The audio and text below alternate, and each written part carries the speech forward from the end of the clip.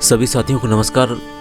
मध्य प्रदेश शासन स्कूल शिक्षा विभाग का आदेश 23 जुलाई को जारी हुआ है, जिसमें ये बताया गया है कि किस तरह से सत्र 21-22 के लिए शासकीय और अशासकीय विद्यालयों को प्रारंभ किया जाएगा, कक्षाओं को प्रारंभ किया जाएगा, संचालित किया जाएगा। और ये पत्र समस्त कलेक्टर्स, जिला शिक्षा अधिकारी और सहायक आयुक्त जनजाति कार्य विभाग मध्य प्रदेश को जारी किया गया है। अब इस आदेश में क्या है, चलिए अपन एक बार देख लेते हैं। इसमें लिखा हुआ है, प्रदेश में दिनांक 26 जुलाई 21 से विद्यालयों में छात्रों की भौतिक उपस्थिति के साथ पठन पाठन की प्रक्रिया आरंभ की जा रही है। यानी साल का सत्र 26 जुलाई से प्रारंभ हो रहा है, जिसमें कोविड-19 संक्रमण की दृष्टिगत रखते हुए राज्य शासन द्वारा समस्त शासकीय और अशासकीय शालाओं के लिए निर्देश जारी किए गए हैं। और इसमें पहला निर्देश ये दिया गया है कि प्रदेश के समस्त शासकीय प्राथमिक, माध्यमिक, हाई और हायर सेकेंडरी विद्यालयों में शैक्षिक तथा गैर शैक्षिक स्टाफ 100% उपस्थित होंगे। यानी विद्यालय जो संचालित हो रहे हैं उसमें शिक्षकों को उपस्थित रहना है। बिंदु क्रमांक 2 इस तरह से है कि विद्यालयों को अत्यंत सावधानी पूर्वक प्रारंभ किया जाना है। शासकीय एवं अशासकीय विद्यालयों के समस्त शिक्षकों, कर्मचारियों को प्राथमिकता के आधार पर वैक्सीनेशन कराया जाए। वैक्सीनेशन की कार्यवाही अभियान के रूप में एक नियत समय सीमा में पूर्ण की जाए। यानी यहाँ पर ये बताने की कोशिश की गई है कि समस्त स्टाफ को वैक्सीनेट होना चाहिए, वैक्सीनेट लगी होनी चाहिए। बिंदु क्रमांक 3 ये दिया हुआ है कि पालकों की लिखित सहमति से ही विद्यार्थी विद्यालय में उपस्थित होंगे। यानी अगर बच्चे स्कूल आते हैं तो उनकी लिखित परमिशन उनके पेरेंट्स से आपको लेना पड़ेगी, तभी आप बच्चों को स्कूल में बुला सकते हैं। बिंदु क्रमांक 4 इस तरह से दिया हुआ है कि विद्यालय को प्रारंभ करने हेतु कैलेंडर निम्न अनुसार होगा। पहला इसमें दिया है 26 जुलाई 21 से कक्षा 11वीं और 12वीं सप्ताह में 2 दिवस। कक्षा 12वीं के लिए सोमवार एवं गुरुवार और कक्षा 11वीं के लिए मंगलवार और शुक्रवार का दिन नियत किया जा सकता है। विद्यार्थी 50% उपस्थिति के साथ चलेंगे। यानी यहाँ भी शर्त दी गई है कि आप बच्चों को 50% के हिसाब से इस तरह से बंटवारा करें कि सारे बच्चे एक साथ ना इकट्ठे हों। और 12वीं के लिए सोमवार से गुरुवार और 11वीं के लिए मंगल और शुक्रवार का दिन आदेश में लिखा हुआ है।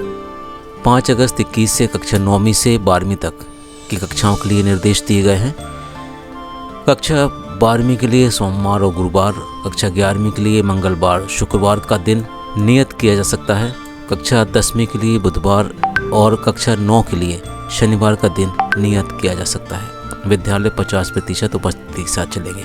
यहाँ भी वही बात कही गई है कि विद्यालय में सिर्फ 50% उपस्थिति होगी और दिन अलग अलग फिक्स कर दिए गए हैं। बिंदु क्रमांक 7 में लिखा हुआ है कि ऑनलाइन कक्षाओं का संचालन आप कर सकते हैं, वो जारी रहेगा। बिंदु क्रमांक 5 इस तरह से है कि विद्यालय प्रबंधन विद्यार्थियों को इस रीति से विद्यालय में आमंत्रित कर सकेगा कि विद्यालय की आधारभूत संरचना अनुसार कक्षा में विद्यार्थियों के बैठने की कुल क्षमता के 50% से अधिक न हो। संस्था प्रमुख विद्यालय की क्षमता अनुसार आवश्यक निर्णय लेंगे ताकि कोविड-19 हेतु नियत प्रोटोकॉल का पालन हो सके। यहाँ पर ये बताने की कोशिश की गई है कि जो आपकी कक्षा जहाँ पे विद्यार्थी को बैठना है 50% बच्चे बैठ पाएँ और डिस्टेंस भी मेंटेन हो सके। बिंदु क्रमांक 6 में लिखा हुआ है कि विद्यालय में प्रार्थना सभा, स्विमिंग पूल इत्यादि सामूहिक गतिविधियां प्रतिबंधित रहेंगी। किसी भी स्थिति में विद्यार्थी एक स्थान पर एकत्रित ना हो, इस बात की विशेष निगरानी रखी जाएगी। इसी के बिंदु 7 में लिखा हुआ है कि यदि विद्यालय द्वारा परिवहन सुविधा का प्रबंधन किया जा रहा है तो बसों, अन्य परिवहन वाहनों में समुचित भौतिक दूरी सुनिश्चित करते हुए 50% क्षमता के साथ चलाई जाएंगी। जो बसों, अन्य परिवहन वाहनों का 1% सोडियम हाइपोक्लोराइड के उपयोग से सैनिटाइजेशन सुनिश्चित किया जाएगा। यहाँ पर बिंदु क्रमांक 7 में ये बताने की कोशिश की गई है कि यदि आप परिवहन व्यवस्था करते हैं तो उसमें भी 50% और भौतिक दूरी के निर्देशों का पालन करें और समय समय पर उसको सैनिटाइज भी करें। बिंदु क्रमांक 8 कुछ इस तरह से है कि कक्षा 11वीं और कक्षा 12वीं के विद्यार्थियों हेतु छात्रावास भी 26 जुलाई से प्रारंभ किए जा सकते हैं। छात्रावासों में छात्रों के आगमन से पूर्व नियत कोविड-19 प्रोटोकॉल का पालन करते हुए आवश्यक तैयारी की जाए एवं प्रोटोकॉल का पालन अनिवार्य होगा। छात्रावास में कार्यरत समस्त अधिकारी और कर्मचारियों का टीकाकरण अनिवार्य होगा। छात्रावास के सैनिटाइजेशन एवं बाथरूम इत्यादि की साफ सफाई पर विशेष ध्यान दिया जाएगा। बिंदु क्रमांक 9 कुछ इस तरह से है कि कक्षा 12वीं के लिए दिनांक 5 अगस्त 21 से कोचिंग संस्थाएं प्रारंभ की जा सकेंगी। कोचिंग संस्थान में कार्यरत समस्त शिक्षकों एवं स्टाफ हेतु वैक्सीनेशन अनिवार्य होगा। कोचिंग संस्थानों के सैनिटाइजेशन एवं बाथरूम इत्यादि की साफ सफाई पर विशेष ध्यान दिया जाए। कोचिंग संचालन में भी नियत कोविड-19 प्रोटोकॉल का पालन करना अनिवार्य होगा। स्थानीय प्रशासन कोचिंग संस्थानों के संचालन की नियमित रूप से इस बात की जांच करेगा कि उक्त संस्थानों द्वारा कोविड-19 प्रोटोकॉल का पालन किया जा रहा है। बिंदु 10, विद्यालय, छात्रावास एवं कोचिंग संस्थान को निर्धारित किए गए कैलेंडर अनुसार खोले जाने के संबंध में स्थानीय परिस्थितियों के दृष्टिगत आवश्यक निर्णय हेतु प्रकरण जिला आपदा प्रबंधन समिति में प्रस्तुत किया जाएगा। जिला आपदा प्रबंधन समिति तदनुसार उक्त संस्थाओं को प्रारंभ करने के बारे में अंतिम निर्णय लेगी। यदि जिला आपदा प्रबंधन समिति प्रस्ताव से भिन्न मत रखती है तो संबंधित कलेक्टर कारण दर्शित करते हुए स्कूल शिक्षा विभाग वस्तु स्थिति से अवगत कराएंगे। 11वें नंबर बिंदु में लिखा हुआ है कि स्कूल शिक्षा विभाग द्वारा समय समय पर जारी किए गए स्वास्थ्य एवं सुरक्षा संबंधी SOP गाइडलाइंस का पालन करना होगा। बिंदु क्रमांक 12 में लिखा हुआ है कि प्राचार्य यह सुनिश्चित करेंगे कि समस्त स्टाफ का कोविड प्रतिरोधक टीकाकरण हो गया हो। यदि स्टाफ के किसी सदस्य द्वारा टीका नहीं लगवाया गया हो तो तुरंत टीका लगवाने हेतु निर्देशित किया जाए। पालन न करने पर अनुशासनात्मक कार्रवाई की जाए।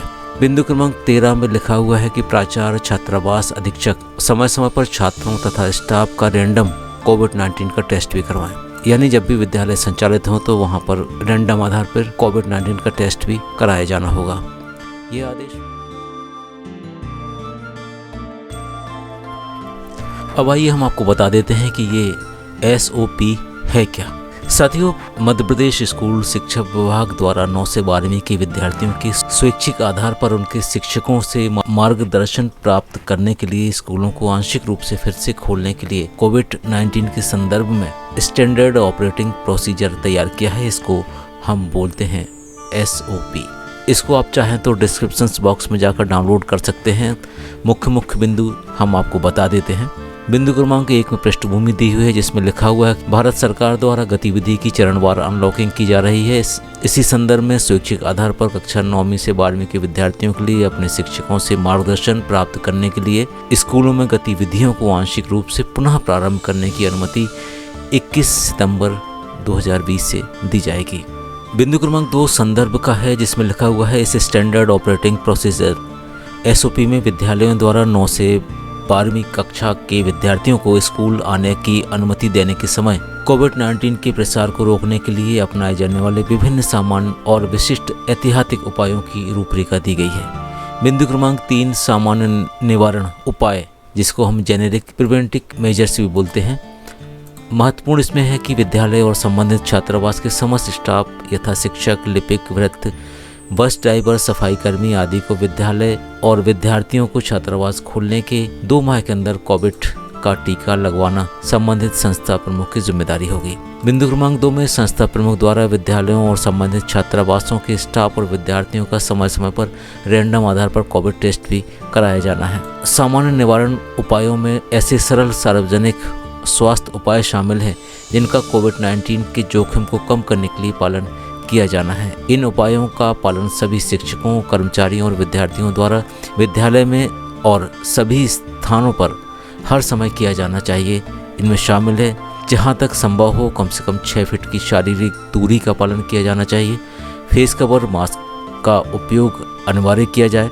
हाथ गंदे दिखाई ना भी दें तब भी साबुन से बार बार हाथों को कम से कम 40 से 60 सेकंड के लिए धोना है। बिंदु क्रमांक 4 में लिखा हुआ है इस हेतु यदि संभव हो तो एल्कोहलिक आधारित हैंड सैनिटाइजर का उपयोग किया जा सकता है कम से कम 20 सेकंड के लिए। श्वसन शिष्टाचार का सख्ती से पालन किया जाए। इसमें खांसते छींकते समय टिश्यू, रुमाल, कोहनी से नाक और मुंह को कवर करना और उपयोग के बाद टिश्यू का सही ढंग से निस्तारण डिस्पोजल करना शामिल है। सभी के द्वारा अपने स्वास्थ्य की स्वयं निगरानी करना और किसी भी बीमारी के होने पर जल्द से जल्द रिपोर्ट करना। थूकना सख्त वर्जित होगा। जहां तक संभव हो आरोग्य सेतु ऐप को इंस्टॉल करने और उपयोग करने की सलाह भी दी जा सकती है। बिंदु क्रमांक 4 इस तरह से है कि सभी विद्यालयों जिनमें कक्षा 9 से 12 हो विशेष रूप से निम्नलिखित व्यवस्था सुनिश्चित करेंगे। ऑनलाइन दूरस्थ शिक्षा की अनुमति जारी रहेगी और इसे प्रोत्साहित किया जाएगा। कक्षा 9वीं से 12वीं के विद्यार्थियों को स्वैच्छिक आधार पर उनके शिक्षकों से मार्गदर्शन प्राप्त करने के लिए अपने विद्यालय जाने की अनुमति होगी। ऐसा उनके माता पिता अभिभावकों की लिखित सहमति के आधार पर हो सकेगा। इस तरह से विद्यार्थियों का विद्यालय आना तथा उनके और शिक्षक के बीच परस्पर संवाद इंटरेक्शन ढंग से आयोजित किया जाना होगा। बिंदु क्रमांक 4.1 विद्यालय खोलने से पहले का निर्देश इस तरह से होगा कि स्कूल को फिर से खोलने की योजना बनाना। ये 1 नंबर बिंदु है। इसमें पहला बिंदु दिया है कि केवल कंटेनमेंट जोन के बाहर के विद्यालय खोलने की अनुमति होगी। इसके अलावा कंटेनमेंट जोन में निवासरत विद्यार्थियों, शिक्षकों और कर्मचारियों को स्कूल में उपस्थित होने की अनुमति नहीं दी जाएगी। विद्यार्थियों, शिक्षकों और कर्मचारियों को सलाह भी दी जाएगी कि वो कंटेनमेंट जोन क्षेत्रों में ना जाएं।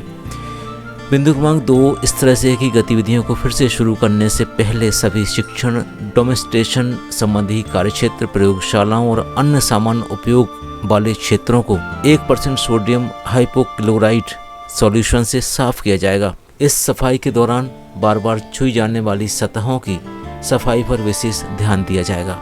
बिंदु क्रमांक 3 इस तरह से है कि जिन स्कूलों को क्वारंटाइन केंद्रों के रूप में इस्तेमाल किया गया हो, उन्हें आंशिक कामकाज शुरू होने से पहले ठीक ढंग से सैनिटाइज और गहराई से स्वच्छ किया जाएगा।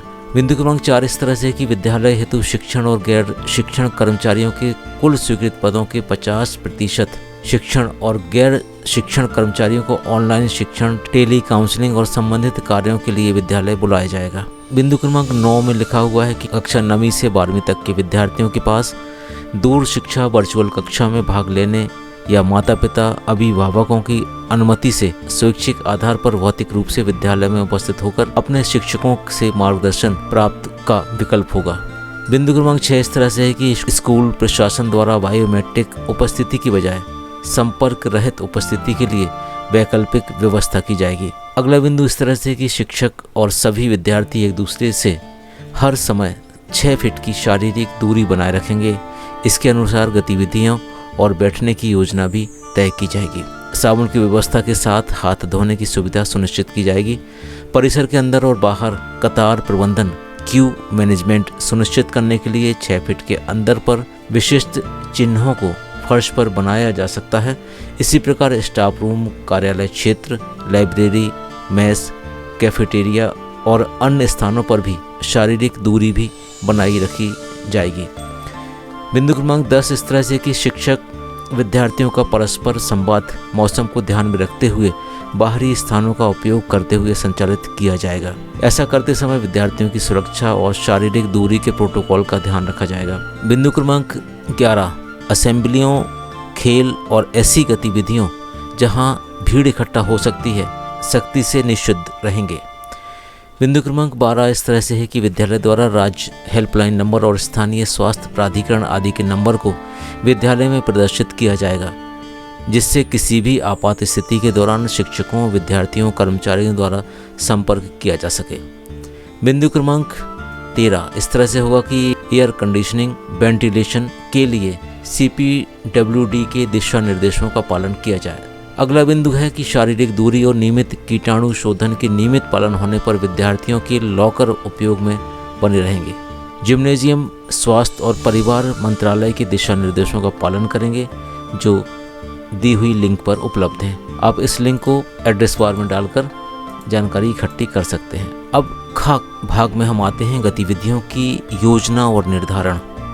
सभी कर्मचारी जो उच्च जोखिम पर हैं, यानी अधिक उम्र वाले कर्मचारी, गर्भवती कर्मचारी और कर्मचारी जिन्हें खराब स्वास्थ्य की स्थिति को ध्यान में रखते हुए अतिरिक्त सावधानी बरतने के लिए कहा गया हो, उन्हें विद्यार्थियों के साथ सीधे संपर्क में आने की आवश्यकता वाले किसी भी फ्रंटलाइन काम में नहीं लगाया जाना चाहिए। गा बिंदु इस तरह से है कि आपूर्ति और उपलब्धता और प्रबंधन किस तरह से किया जाएगा। इसमें पहला बिंदु है कि व्यक्तिगत सुरक्षा वस्तुओं जैसे face cover, mask, visors, hand sanitiser आदि का उचित बैकअप स्टॉक शिक्षकों और कर्मचारियों को प्रबंधन द्वारा उपलब्ध कराया जाएगा। बिंदु क्रमांक 2 में लिखा है थर्मल गन, अल्कोहल वाइप्स या 1% सोडियम हाइपोक्लोराइड के घोल और डिस्पोजेबल पेपर टॉवल, साबुन, कोविड पर IEC सामग्री की पर्याप्त आपूर्ति की जाए। बिंदु क्रमांक 3 में रोगग्रस्त व्यक्तियों के ऑक्सीजन संतृप्ति स्तर की जांच के लिए पल्स ऑक्सीमीटर की व्यवस्था की जानी चाहिए। पर्याप्त कवर किए गए डस्टबिन और कचरा डिब्बे की उपलब्धता सुनिश्चित की जाए। बिंदु क्रमांक 5 में लिखा हुआ है कि उपयोग किए गए व्यक्तिगत सुरक्षा आइटम और सामान्य कचरे के उचित निपटान के लिए CPCB दिशा निर्देशों के अनुसार प्रावधान किया जाए। बिंदु क्रमांक 4.2 स्कूलों के खुलने के बाद, इसमें इस तरह से निर्देश दिए गए हैं। निर्देश क्रमांक का हम आपको बताते हैं। प्रवेश स्थान या जिसको हम कहते हैं एंट्री पॉइंट, इसके बारे में निर्देश दिए हैं कि प्रवेश पर अनिवार्य हाथ की स्वच्छता, सैनिटाइजर डिस्पेंसर या थर्मल स्क्रीनिंग की व्यवस्था होनी चाहिए। प्रवेश और निकास के लिए एक से अधिक फाटकों का उपयोग किया जाना चाहिए। बिंदु क्रमांक 2 में लिखा है कि परिसर में केवल एसिम्प्टोमेटिक व्यक्तियों, शिक्षकों, कर्मचारियों और विद्यार्थियों अर्थात जिनमें कोरोना के लक्षण ना हो को ही प्रवेश की अनुमति दी जानी चाहिए। यदि किसी शिक्षक, कर्मचारी, छात्र को लक्षण पाया जाता है तो उसे निकटतम स्वास्थ्य केंद्र में भेजा जाएगा। बिंदु क्रमांक ख, स्कूल परिसर के भीतर कमरों या खुली जगहों पर मार्गदर्शन गतिविधि का संचालन। इसमें लिखा हुआ है बिंदु क्रमांक 1 में कुर्सियों, डेस्क आदि के बीच 6 फीट की दूरी सुनिश्चित करने हेतु बैठक व्यवस्था सुनिश्चित की जाएगी। बिंदु क्रमांक 4, विद्यार्थियों के बीच नोटबुक, पेन, पेंसिल, इरेजर, पानी की बोतल आदि जैसी वस्तुओं को साझा करने की अनुमति नहीं दी जाएगी। बिंदु क्रमांक ग, कार्यशालाओं, प्रयोगशालाओं में कौशल आधारित प्रशिक्षण का संचालन। इसके लिए बिंदु इस तरह से हैं कि बिंदु क्रमांक 1, प्रयोगशालाओं में प्रायोगिक गतिविधियों के लिए प्रत्येक कालखंड में अधिकतम विद्यार्थी संख्या रिडिजाइड स्थान और शेड्यूल के आधार पर नियत की जा सकती है। बिंदु क्रमांक घ, सामान्य क्षेत्रों में गतिविधियां जैसे पुस्तकालय, मेस, कैंटीन, कॉमन रूम, व्यायामशाला आदि। बिंदु क्रमांक 1 में लिखा हुआ है कि उपरोक्त स्थानों पर भी 6 फीट की शारीरिक दूरी रखी जाए। बिंदु क्रमांक 2 इस तरह से कि आम क्षेत्रों का उपयोग करने वाले व्यक्ति हर समय मास्क, फेस कवर का उपयोग करें। और बिंदु क्रमांक 3 इस तरह से कि कैफेटेरिया, मेस की सुविधा यदि कोई परिसर के भीतर है तो बंद रहेगी। संस्था द्वारा परिवहन के संबंध में जो निर्देश दिए गए हैं वो इस तरह से हैं कि यदि विद्यालय द्वारा परिवहन सुविधा का प्रबंधन किया जा रहा है तो बसें, अन्य परिवहन वाहनों में समुचित भौतिक दूरी और बसों, अन्य परिवहन वाहनों का 1% सोडियम हाइपोक्लोराइड के उपयोग से सैनिटाइजेशन सुनिश्चित किया जाएगा। अगला बिंदु है जोखिम संबंधी जागरूकता का संचार। इसका पहला बिंदु है स्कूल छोड़ते समय अपने खाली समय में विद्यार्थी इकट्ठा ना हो, यह सुनिश्चित करने के लिए जागरूकता पैदा की जाए। बिंदु क्रमांक 3 में लिखा हुआ है कि यदि कोई छात्र, शिक्षक या कर्मचारी बीमार है तो उन्हें स्कूल नहीं आना चाहिए और इस संबंध में आवश्यक प्रोटोकॉल का पालन करना चाहिए। साइको सोशल स्वास्थ्य, इसके संबंध में जो निर्देश दिए गए हैं वो इस तरह से हैं। इसका पहला बिंदु है सुनिश्चित करें कि चिंता और अवसाद जैसे मानसिक स्वास्थ्य के मुद्दों वाले विद्यार्थी और शिक्षकों के लिए नियमित परामर्श की व्यवस्था की जाए। छात्र, शिक्षक, कर्मचारी द्वारा लक्षणों बुखार, खांसी, सांस लेने में कठिनाई के मामले में SOP का पालन किया जाना है। इसके कुछ खास बिंदु हैं जो हम आपको बता देते हैं। पहला बिंदु है बीमारी के लक्षण वाले व्यक्तियों को एक अलग कमरे या क्षेत्र में रखें जहां वो दूसरों से अलग थलग हो। बिंदु क्रमांक 2 इस तरह से है कि इस संबंध में माता पिता, अभिभावकों को तत्काल सूचित करें। बिंदु क्रमांक 3 इसका दिया हुआ कि ऐसे रोगी मास्क, फेस कवर पहनकर अलग थलग रहें। इसका अगला बिंदु दिया है कि निकटतम चिकित्सा सुविधा अस्पताल, क्लिनिक को तुरंत सूचित करें या राज्य या जिला हेल्पलाइन पर कॉल करें। 5वां बिंदु इस तरह से है कि नामित सार्वजनिक स्वास्थ्य प्राधिकरण, जिला RRT उपचार चिकित्सक द्वारा रिस्क असेसमेंट, जोखिम मूल्यांकन किया जाएगा और तदनुसार केस की आगामी प्रबंधन, उसके संपर्कों संबंधी आवश्यक प्रबंधन और कीटाणु शोधन की आवश्यकता के संबंध में कार्रवाई शुरू की जाएगी। बिंदु क्रमांक 6वां है कि यदि कोई व्यक्ति पॉजिटिव पाया जाता है तो परिसर का कीटाणु शोधन किया जाएगा। ये तो था SOP, स्टैंडर्ड ऑपरेटिंग प्रोसीजर। ये आदेश उप सचिव मध्य प्रदेश शासन स्कूल शिक्षा विभाग द्वारा जारी की। उम्मीद है आपको ये जानकारी पसंद आई होगी। अगर आपने हमारे चैनल अभी तक सब्सक्राइब नहीं किया है तो आपसे निवेदन है कि एक बार सब्सक्राइब करें और शेयर करें, लाइक करें ताकि ये जानकारी दूसरों तक पहुंच सके। बहुत बहुत धन्यवाद।